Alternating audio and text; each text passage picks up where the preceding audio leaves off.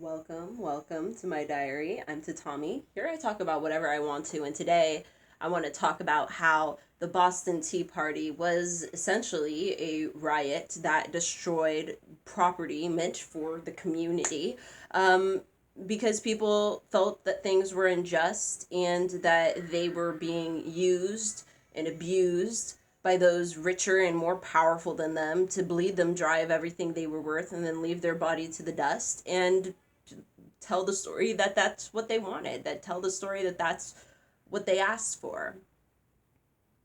We're also going to talk about Robin Hood and how he stole from the rich to give to the poor. But somehow that was very noble. But when the poor steal from those richer than them to give to themselves, suddenly they're very sick people who are the worst that the earth has to offer. Finally, we're going to talk about American Revolutionaries and how we are basically raised to be told that all the sick, crazy things these people did to slaves, to those enslaved, to those indentured, to those in poverty, are absolutely equated, ruled out, erased by these men's revolutionary activities. Their racism and other nonsense shouldn't be taken into account. Their, misogyny, abuse shouldn't be taken into account because they did such revolutionary, anti-establishment moves that they should be, in fact, held on pedestals forever and for all of mankind to see, and should never really be critiqued, because they're heroes, because they fought the system that was being abusive towards them and holding them back from the potentials that they could possibly reach as humans. And they only had one life, and they figured they needed to use this one life to make choices right now, to make it better for themselves and for their children. Is all this sounding kind of familiar? Because it's crazy to me that we were raised literally on these stories. We were raised, like, how young are we when we're first told the story of the Boston goddamn Tea Party as children? I remember, like, keep in mind, I was adopted at a pretty young age, not a baby, not an infant, but at a pretty young age by, by white boomers. And they provided me fun books to read sometimes. Often their idea of fun was to give weird historical renditions of the Boston Tea Party. Paul Revere, who's Betsy, who's the one who made the American flag. That's the type of stories that white folks give their kids as children.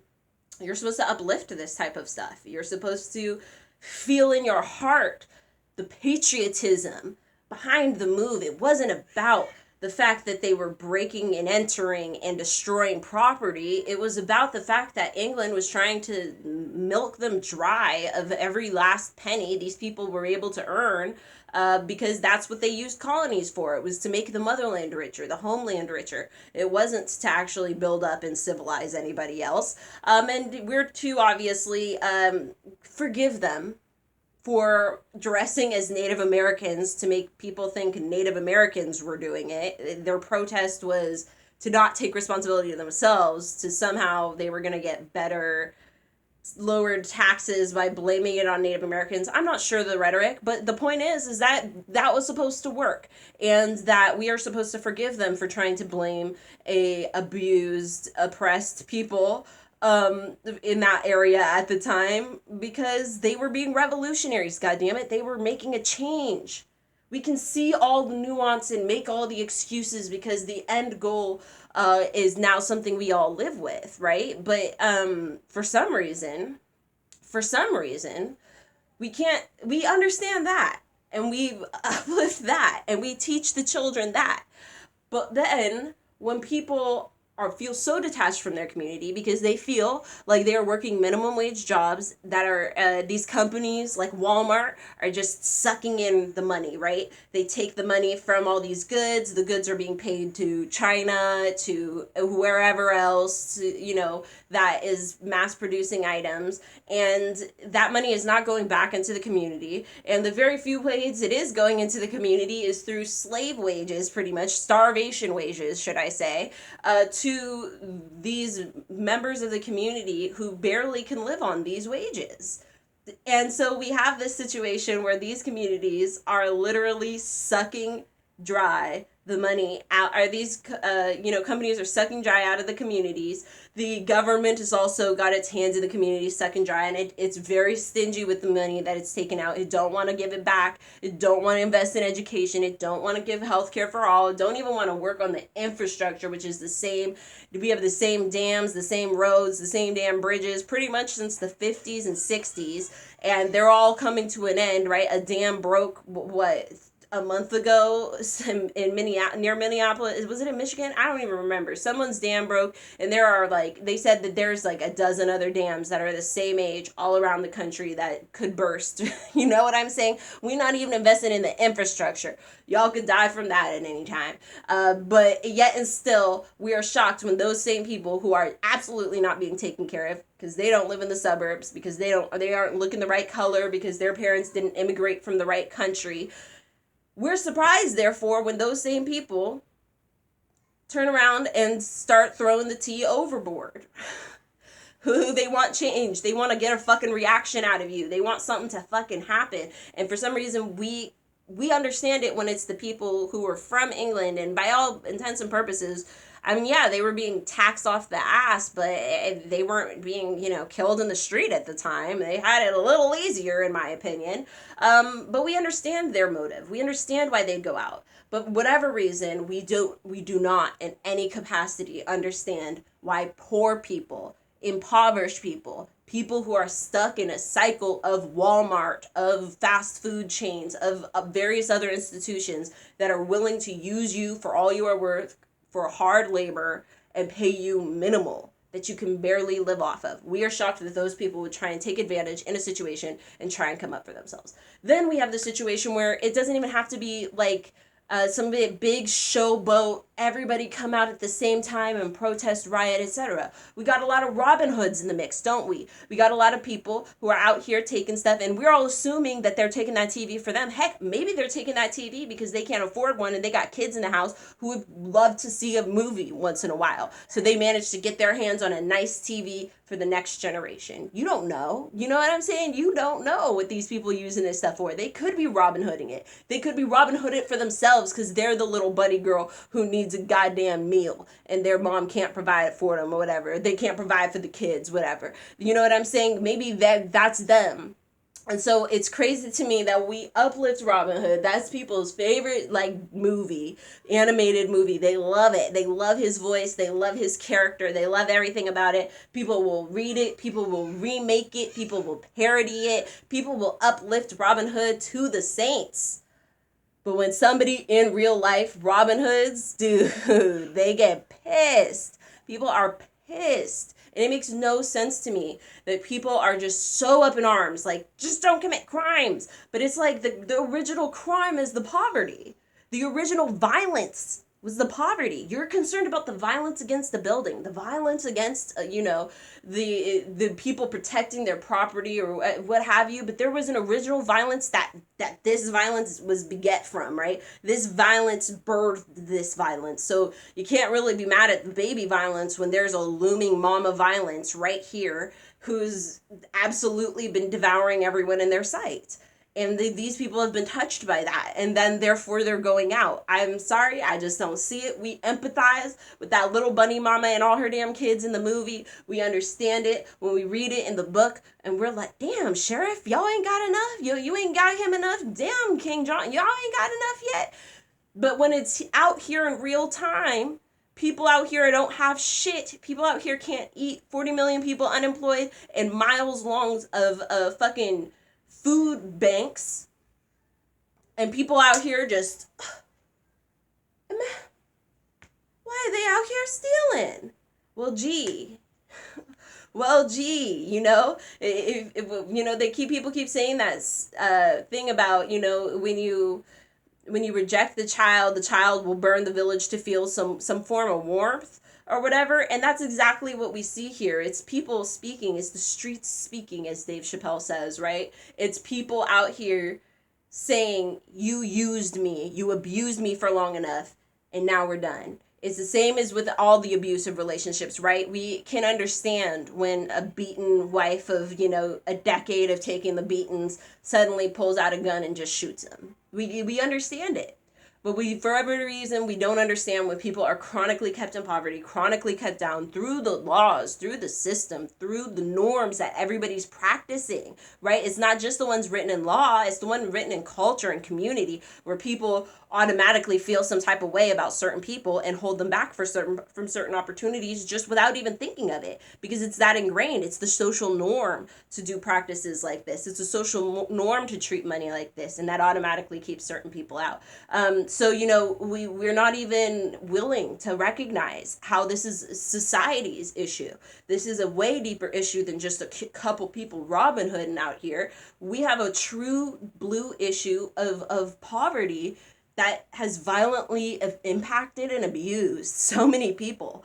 And then we're like, oh, what?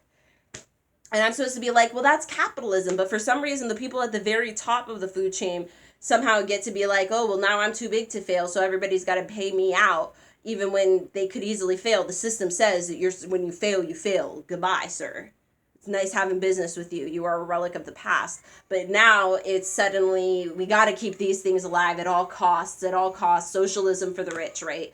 Then we have the American forefathers. We have another often repeated story and rhetoric about people who we're supposed to hold to the nth degree because of their revolutionary tactics. Their literally warfare against a system that they felt was unjust, that was holding them back, that was unfairly targeting them for their wealth and holding them back financially, socially, emotionally, mentally. They felt like they were being held back in all these ways by the British government, which they were. And it wasn't delusional. They absolutely were being overtaxed. They absolutely were feeling kind of a separatist thing going on between everybody. There's some people were feeling that patriot spirit, but my point is that suddenly now we have people who, they're not even looking to break apart the nation. They want to bring the nation together. They want the nation to be better, to be what the fuck it could be, right? We had those forefathers, these revolutionaries who took the time to write out the great American experiment and see about these United States. And, we've been able to bluff our way through it for a long time, but it's kind of all falling apart right now. And we've got people who are genuinely saying, well, let's fucking fix the fundamental problems. And then we got other people who are saying, God damn it, let's just slap a Band-Aid on it and keep going the way we've been going. Because it makes me uncomfortable to hear people say that we've got to overhaul this system that is literally breaking from beneath our feet.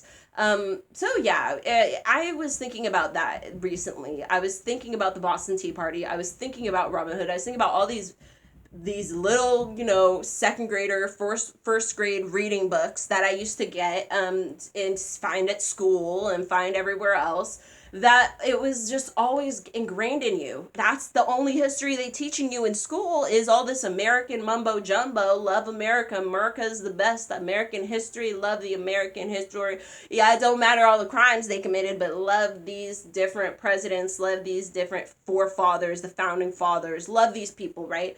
But at the same time, when you try and take on the attitude of being Paul Revere, of being George fucking Washington, who, yes, fought against the British, full on, was in the army fighting, it's just crazy to me how people, that's un-American to people. It's un-American to people. It's not un-American to starve half the country and have people desperate beyond measure. But it's unacceptable for those desperate people to act on the desperation and try and make something better for themselves, be it through even protest is being protested, even knocking down statues, not knocking down people or property people own, is being protested and contested. But then we also have, all the way down, whether you're rioting and looting, someone's out here pissed at you, even though they're not pissed at the situations that have locked you into poverty. They're not angry at the situations that disproportionately affect certain people in communities over other communities. None of that is the issue. The real issue is that you're reacting to it. Yeah. Wow. Yeah, these are the types of people that would have been crying for the aristocracy as heads rolled in fucking the French Revolution. It's bizarre to me. It makes no sense. Heads gotta roll, honey. Heads gotta roll for this stuff to get better. And maybe that head is just, a box of tea. But something's got to give. You know what I mean? The system is so broken that it's wild to me that people are then surprised when it gets retaliated back upon itself and starts crumbling from within. There's only so far you can push people. That's what these stories taught us as children, as young patriots, right? As young Americans, whatever they were hoping to give us by teaching us these weird stories as children. Um, it taught us that there's only so long you can push people, and I hope that people remember that lesson, and we are able to hold it dear to ourselves and find empathy with other people who are struggling with these root issues, and not just focus on the surface issues that the root issues have blossomed into. All right, thank you so much for listening. I'll see you next time. May your ancestors and spirit guides be with you at every crossroads.